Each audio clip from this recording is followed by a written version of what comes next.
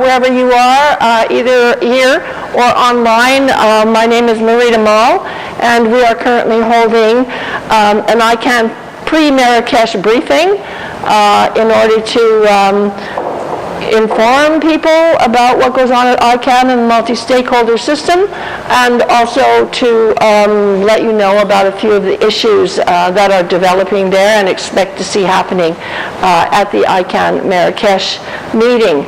I am the president of Telecommunities Canada, and I am I'm also the North American representative on the At-Large Advisory Council. So I'm just, what we're doing here is trying to get a little more information out about what goes on at ICANN.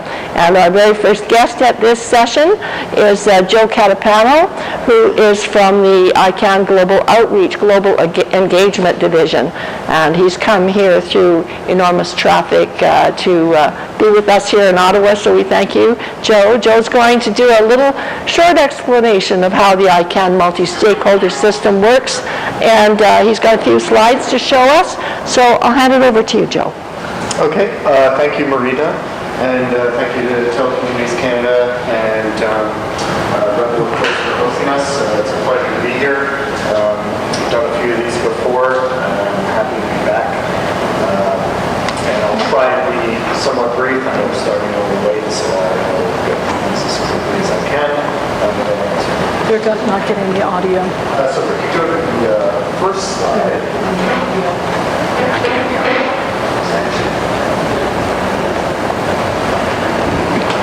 Can we go to the Can we go to the first slide, Claudia? First slide, Claudia, please. Marita and Glenn, can you guys confirm that we still have no audio? And maybe it's something you can do on your end to unmute a line? Yeah. Okay, is it unmuted now for you? Test it, Joe, please. That's this laptop that I've unmuted. Not. Okay, you can speak me now. Okay, can you hear us? Can you hear me now? Yes, we can hear you. Thank you for testing. Okay, great. Well, I don't know if you missed it, but I was just giving my thanks to the organizations hosting us and for having me here. It's great to be here. So my section is on ICANN and the multi-stakeholder model. I think some of this will be a review for many of you. If you're not familiar with ICANN, this will be new information for you. We can provide that. I always start out by saying that ICANN stands for the Internet Corporation for Assigned Names and Numbers. It's the first of many acronyms that we have, and I'll try and not speak in acronyms as we go on. First slide, please.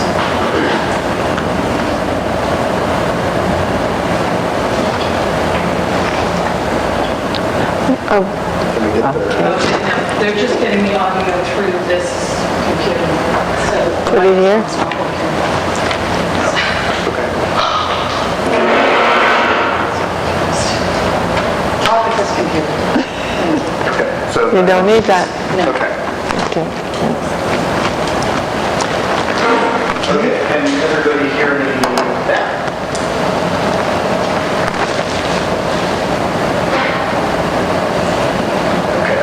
Yes. Okay. Okay, and Claudia, I believe you're going to move the slides.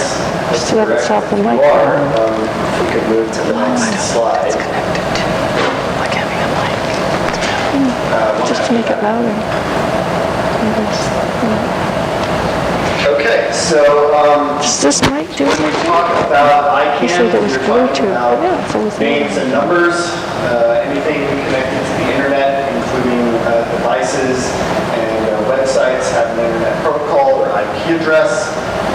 Addresses are hard to remember, so we use domain names in the cases of websites, and that's kind of the crux of what ICANN does, is coordinating those names and numbers, sometimes be referred to as unique identifiers. Next slide, please.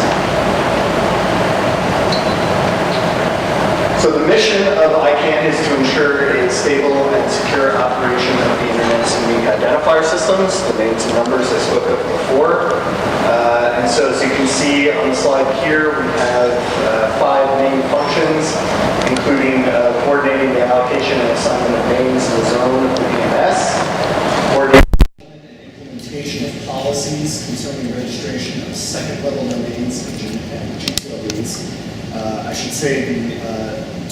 level domains, or GTLDs, is everything to the right of the dot, so like .com, .net, .gov, etc. And second level domains are the items to the left of the dot. So Google.ca, Google would be the second. We facilitate the coordination and evolution of the root name server, coordinate the allocation of topmost level of IP numbers in autonomous systems, and collaborate with other bodies to provide registries for the functioning of the internet. Next slide, please.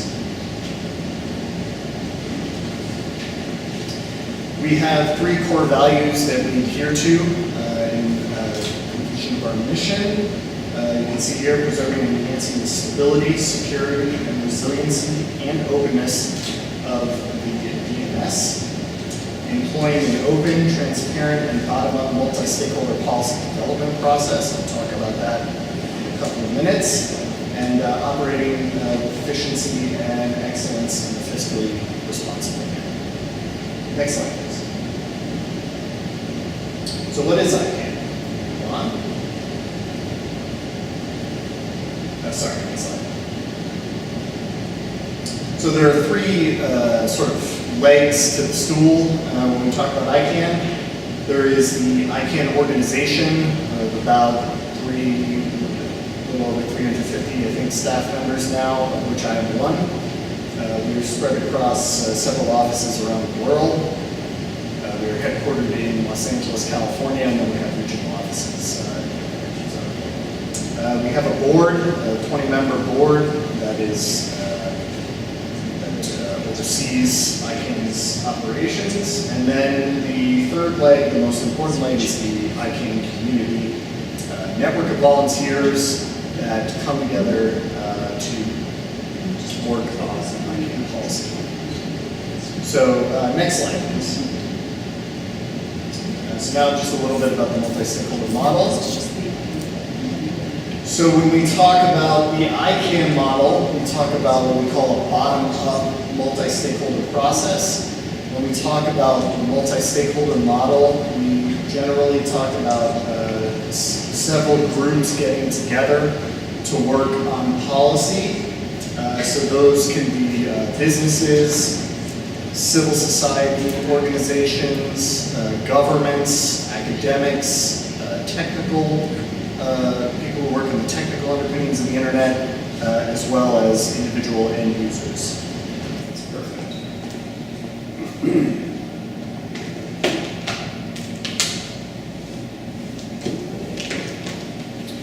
Okay, so when would you like me to? Okay, Glenn, who can hear him? Can Okay. anybody hear him? Yep. I'm not on Zoom, so it was either laptop. Okay to continue? Yep. Okay. So as I was saying, at ICANN we follow a bottom-up multi-stakeholder consensus-driven policy development process. When we talk about the multi-stakeholder model, we're talking about folks from all different sectors gathering together to develop policy. So it includes businesses, civil society organizations, governments, academics, people who work in the internet technical community, as well as individual internet end users.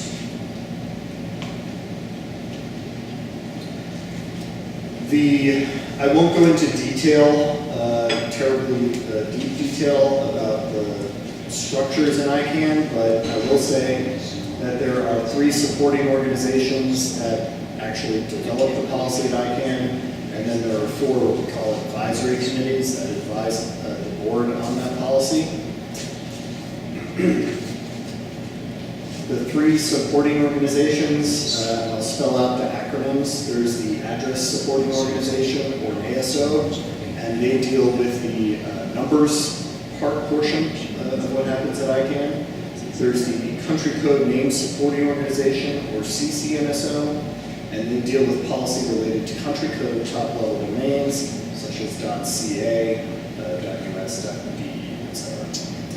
There is finally the GNSO, or Generic Name Supporting Organization, and they deal with policy related to generic top-level domains, as I said at the top, such as .com, .net, .edu, and now there are more than 1,000 new generic top-level domains. Some are generic photography, some are branded with .edu, some are accounts. Can't hear you. Toronto is an example of a locale. There are 4 advisory committees at ICANN. There's the at-large advisory committee, and those folks well represented here for the North American region. The ALAC, as it's called, is divided into 5 regions for the 5 regions of the world. There's the Governmental Advisory Committee, or GAC. There's roughly a little over 175 governments represented in ICANN. There's the Root Server System Advisory Committee, or RSAC, that advises the community on the integrity of the internet's root server system. And there's the Security and Stability Advisory Committee, or SSAC, that advises on matters related to the security and integrity of the naming and address application systems. This is a really oversimplified view of the ICANN policy-making process. It's a lot messier and, quite frankly, a little more complex than what's here, but for our purposes, it will hopefully give you just a little snapshot of how things work. So you see the supporting organizations here on the left-hand side of the slide that help in developing the policy, and then the advisory committees at the bottom part of the slide, which give the advice to the board on the policy that's being developed. So, in short, an issue will be identified, and there will be a report issued, and then the group will initiate a policy development process, or what we sometimes call a PDP. And I should say that almost all of this work happens on email lists, conference calls, and video conferences, etc. We do meet, the community meets 3 times a year at ICANN's public meeting to work on policy in person. And I'll make reference to the ICANN meetings a little bit later on. After the PDP is initiated, there'll be a call for volunteers. And then eventually they'll draft policy recommendations. It'll go through the process, again, many calls and emails, etc. later. A final report will go to the board. There will be public comment by the community. Anybody can comment publicly on an ICANN policy. All the policies are put up on our website for viewing. And to comment on a policy, all you have to do is basically go to the website and put in a comment. You don't need a particular set of expertise or anything of that nature. Eventually, after the recommendations are there, the board will vote on the policy. Once the board ratifies the policy, it goes to the ICANN organization for implementation.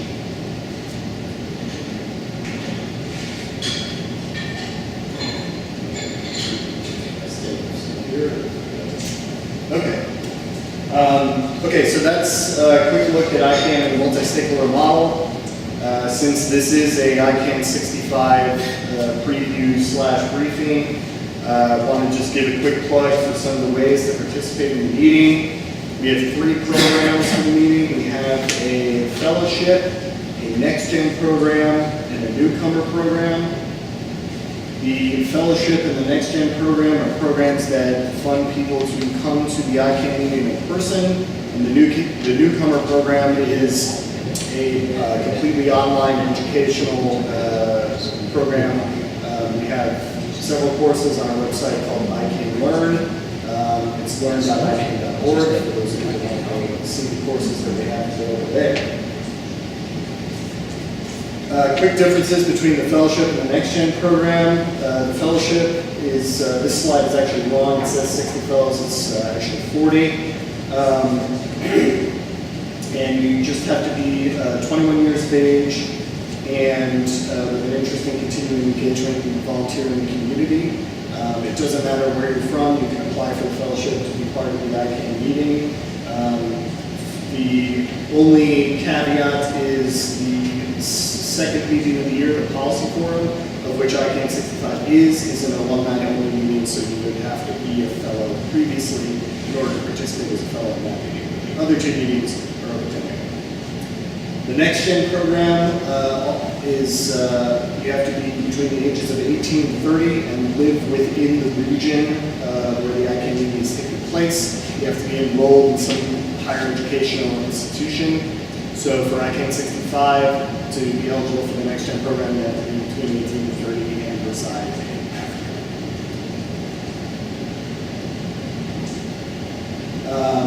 Program funding, so the fellowship and Next Gen fully funds people to come to the ICANN meeting, airfare accommodations, and a small stipend. And as I mentioned, the newcomer program is exclusively.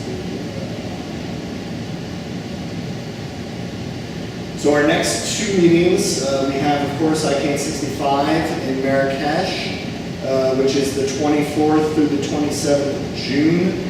And if you cannot be there in person, we encourage you to participate online. The information for how to get to the meeting website is on the slide, and I think we'll distribute the slides after here, so you can get to where you need to go. We have pretty good remote participation options if you can't be there in person. And then in the 2nd through the 7th of November, ICANN meeting will be in Montreal, so very good for those of you here in Canada. Hopefully it'll be an easy trip for you, and a great way to get involved and see ICANN. So that's all I have. I don't know if you want to take questions at the end, or... No, I think we can go ahead and ask any questions. I just wanted to say to anyone here, I brought a whole bunch of these amazing charts that ICANN has put up on their website, but kind of nice because they're so complex, it's hard to look at them online. So I brought a bunch of them. Please take one if you wish. It shows how some of this advice development happens. It is extremely complex. But once you sort of get the hang of it, you can see that it truly is a unique system in which quite a lot of people, a lot of stakeholders are able to participate in the creation of policy that happens around the internet, right? And so it should be, because I mean it was people who started the internet in the first place, and they should be able to participate in that policy development on a global scale. So what goes on at ICANN really is unique, so I invite you to pick up one of these. As far as another thing I wanted to say, adding on to what you said, Joe, about participating, anybody can be an individual member, or if you're part of an organization that is interested in this, like a consumer organization, for example, or an advocacy organization, you can become a member of NARALO, which is the North American Regional At-Large Organization. This is where there are 22 different organizations and a lot of individuals who belong to this. We participate in a call once a month, right? And we discuss the issues and work up some of the different kinds of events and programs that we want to get involved in. So that's something I would invite anyone to do, is if you're interested in this, take a look on the website, the NARALO, North American Regional At-Large Organization, and how you can join that if you're interested in these kinds of things. As I say, individuals and various kinds. There's a consumer organization in Canada that's there, for example, and various advocacy, what's it called, media, open media, this is an organization that's U.S., Canada, so there are people from all across North America involved. So that's a really good place to get involved, to find out what goes on there, and if you're not quite ready to get into the whole global thing yet. Questions? Anything for Joe or me?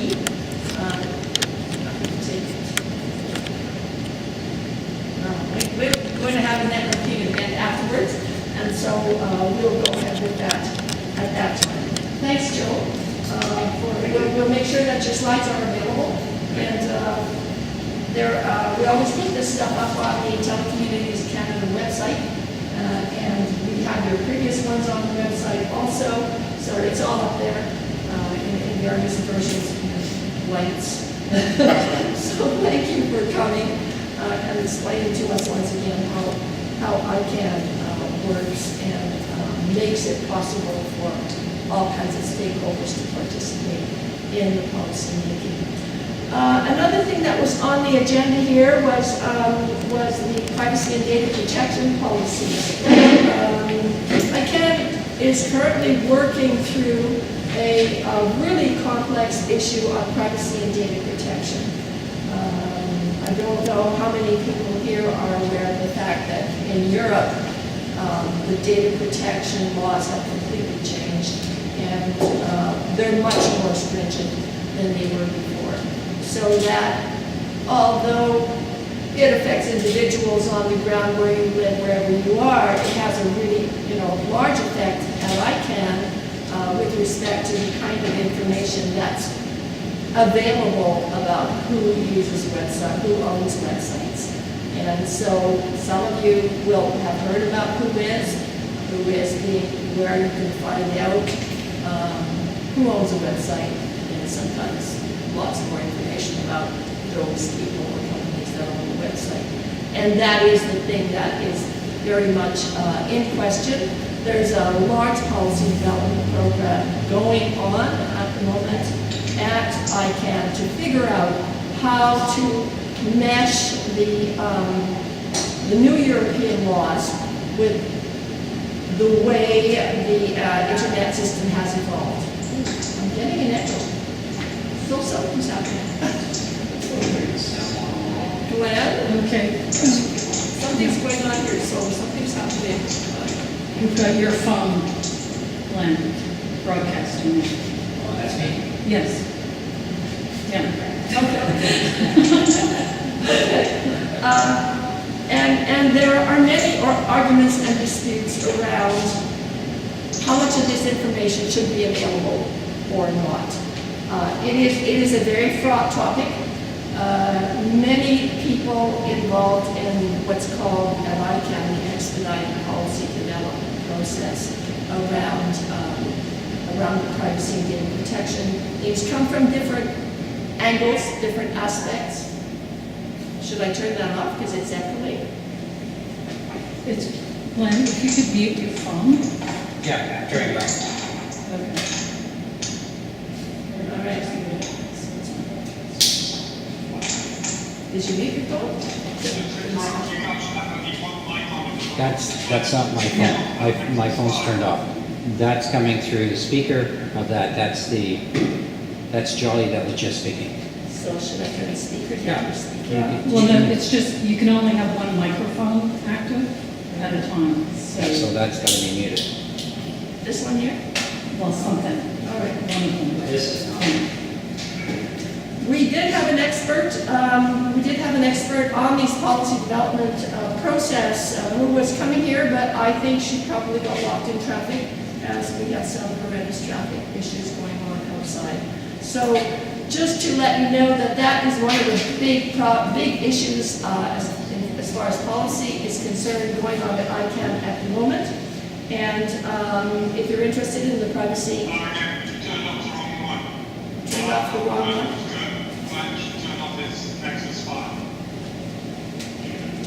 All right.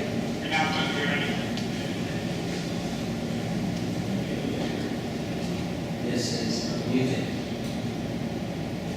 So Jolly, can you hear me?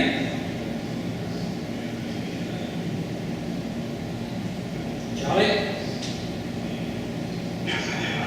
Okay, so Marie's going to carry on. This is the only mic that she's using.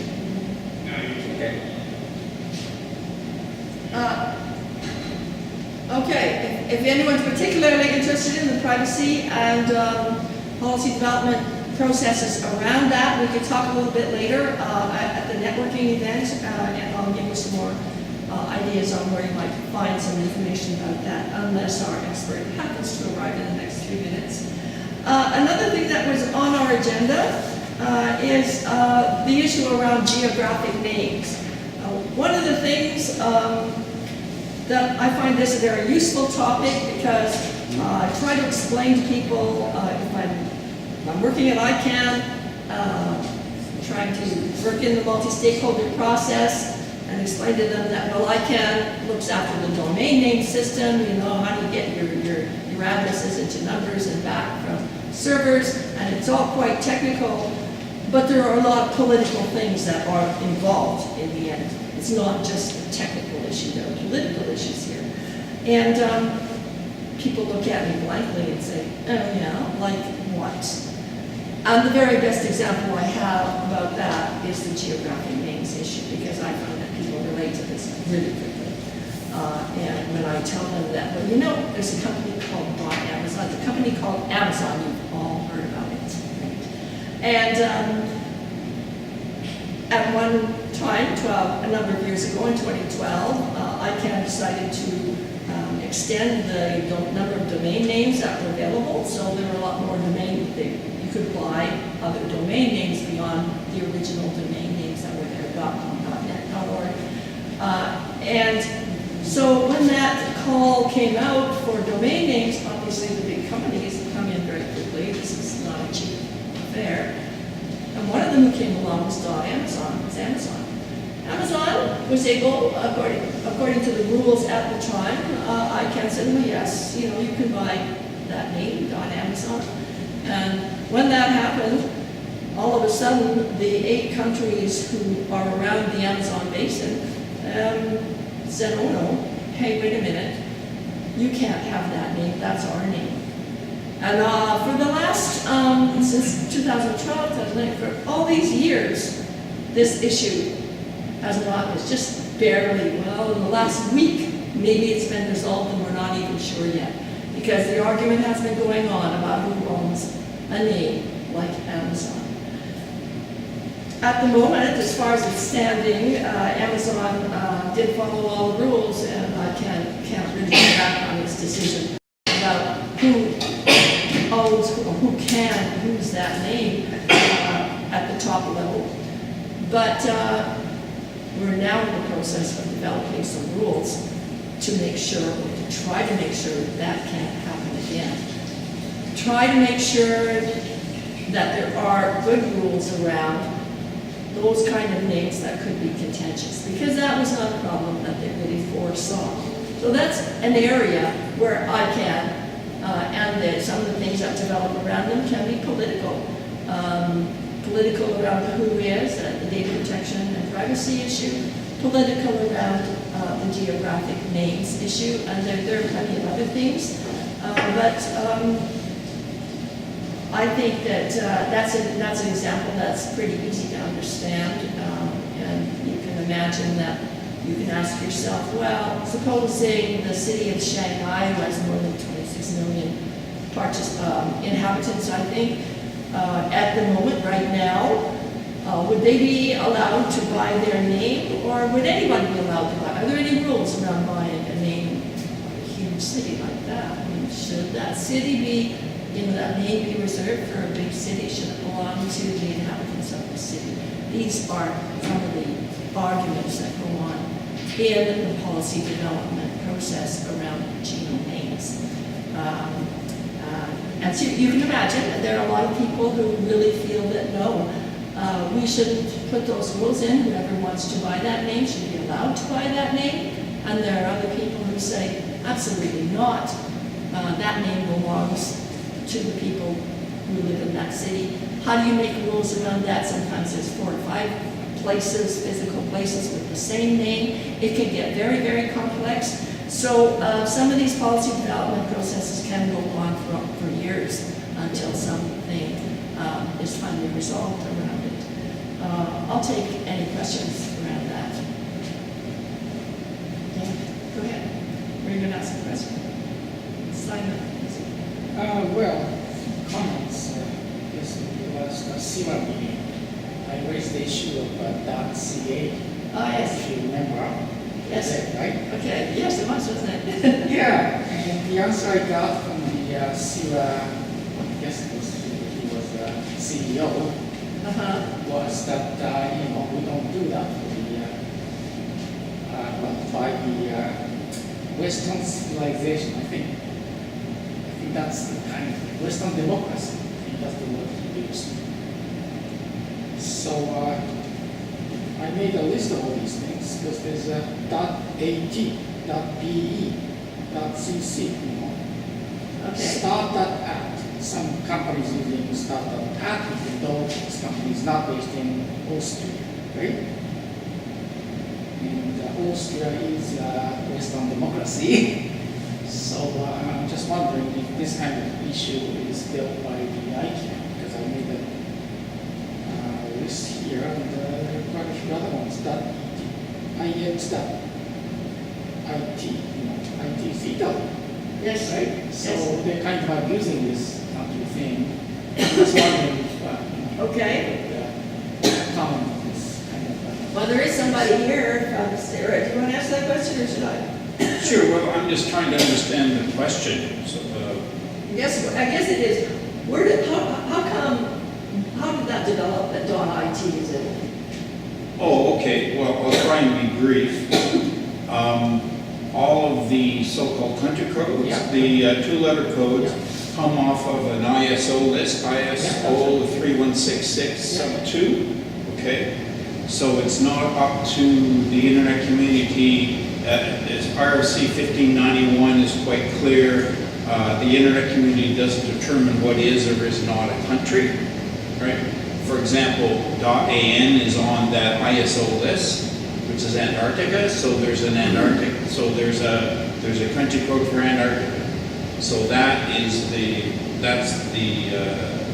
where the two-letter codes come from, okay? Then there's a process for what they call the delegation of those country codes, and that is set out in RFC 1591 as interpreted by something called the Framework of Interpretation, which was done by one of these policy groups that Joe was talking about. So that's how they get chosen. Yeah, not much. But I'm thinking, your question is more, why can't anybody buy a .ca if anybody can buy an IT or an LY? Well, You know, you don't. How are each you don't- country's you don't- registry? You of don't their- buy an IT, for example, Yeah. right? Some of the confusion happens around, sometimes what'll happen is, like right now, .co is Colombia. So the government of Colombia entered into an arrangement with a private company, all right? Because .co was managed by, I think it was a university, Joe, you might know, I don't know, right? So they entered, because they knew there was value in that as .co because of the company. So they entered into, so the company, they entered agreement with this New Star, and therefore they're now marketing .co not just for Colombian countries, but also for companies generally. And there's nothing in the rules to obstruct that, because that was a willful decision of the government and the manager of .co. So basically, you can't trust this. What do you mean trust? When something's without TV, TV is used by Yeah, but they do sell under the same kind of situation. Yeah. Their government Yeah, I mean, has decided to let people from elsewhere. Yeah, part of the challenge I mean, became with yeah. those country codes for which the policy was that the manager had to be resident in the country, but for those countries that don't have residents, you see, it became a bit mixed. So I don't have all the history, but .tv goes back 30 years. Yeah. And you're right, so the managers of .tv have a particular management, right? But I think the illusion is most country codes in, like my experience, every country code has the endorsement of their government, or in fact, by a majority of them are actually run by government. Like the many small ones, it's a university, it's the telecom regulator. It's mainly in Western countries where there's a lot more demand that you see CIRA is run as a not-for-profit under .ca. It's the same in the UK, the same in most of Europe. As you might expect, .us is a bit of an anomaly, but it's run by a private company. But it was the government of the US decided that's how they were going to do it. So the policy allows all of this. So I think the thing is, Maria would say we could talk more during the networking event. I think I've taken too much time. Thank you, Alan. Yes, the country codes are a different part of the puzzle than the things like the .amazon, which are the longer names behind that by the dot. But it's all interesting. It's part of the evolution of this system, which started out, nobody ever imagined how big and how complicated the internet was going to be. And everybody thought there would ever only be four top-level domain names and the country codes. But that's not how things evolved. Making this kind of work extremely interesting and continuing to be interesting. I'll just take a little bit of time to talk about the fifth item on the agenda, which is, unless there's another question about domain names. Good. This was an issue, is an issue that's been around for quite a long time, and once again, it's trying to push this issue, make more awareness on it, because there are more and more domain names which are rejected by various servers because they're not actually, they're not simple recognizable ones. What happens here, is that if you only get, let me see, an example is any domain names in other scripts. Not necessarily are going to be accepted by all servers because they're not set up to do that. And it's not, the only issue around that is that the word has to get down to different administrators to make sure that they understand that they should set up their systems in order that they can accept requests for domain names that don't look exactly like the ones we're used to seeing. And there was a big push at COBE, the last ICANN meeting, to try to move that agenda forward and get more information down to administrators to learn that they need to accept that some domain names are being rejected, and that's easily fixable. It's a question of awareness. Kathy, you probably have to do too. You've done a lot of this kind of work. Do you Wrangling domain names and things attached to them, yes.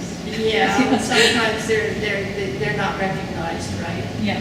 Yeah. Well, I tend to stick with the more, like I'm working with nonprofits and stuff like that, so we tend to stick with the more generally recognized stuff. We have had some